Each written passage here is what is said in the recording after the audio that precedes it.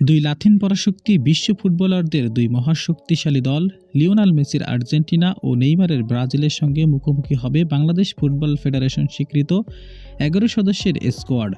তবে এখন একটাই প্রশ্ন, বাংলাদেশের বিপক্ষে এই দুই পরাশক্তি কখন, কিভাবে এবং বাংলাদেশ স্কোয়াড কেমন হবে আর কিভাবেই বা দেখা যাবে, বিস্তারিত রিপোর্টে দেখুন।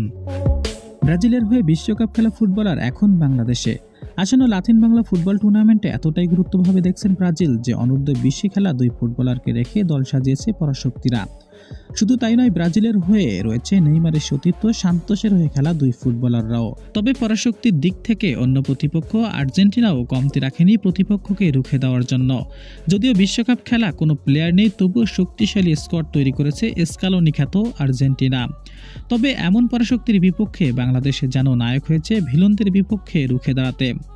এজন্য বাংলাদেশি বংশোদ্ভূত বিভিন্ন তারকা ফুটবলারদের উড়িয়ে নিয়ে এসেছে বাংলাদেশ ফুটবল ফেডারেশন অর্থাৎ বাফুফে। এমন টুর্নামেন্টের ক্লোজিং সেরেমনিতে বসবে তারকার মেলা। ব্রাজিলের হয়ে বিশ্বকাপ জেতা অধিনায়ক কাফুর ফায়ারদুল্লাহ পড়বে জাতীয় ফুটবল স্টেডিয়ামে। তার সঙ্গে থাকবে আর্জেন্টাইন কিংবদন্তি ম্যারাডোনার সতীর্থ জেনোজিয়া। তাদের সঙ্গে সরাসরি দেখা ও কথা বলার সুযোগ থাকছে, এমনটা জানিয়েছেন বাফুফে। টুর্নামেন্টকে আরও একটি আকর্ষণীয় করতে দ্বিতীয় ম্যাচে থাকছে নগর বাউলিয়া জেমসকে নিয়ে জমজমাট কনসার্ট।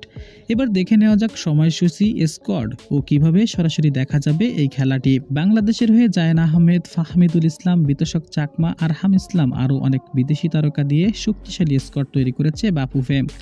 আগামী 5 ও 7 তারিখে দুই পরাশক্তির বিপক্ষে মাঠে নামবে বাংলাদেশ। 5 তারিখে প্রথম ম্যাচে ব্রাজিলের বিপক্ষে মাঠে নামবে বাংলাদেশ। যথাক্রমে আর্জেন্টিনার বিপক্ষে 7 তারিখে মাঠে নামবে বাংলাদেশ। উভয় ম্যাচ সন্ধ্যা 7টায় অনুষ্ঠিত হবে। সরাসরি দেখার জন্য ইউটিউবে টি স্পোর্টসে দেখানো হবে অথবা এই অ্যাপের মাধ্যমে দেখতে পাবেন।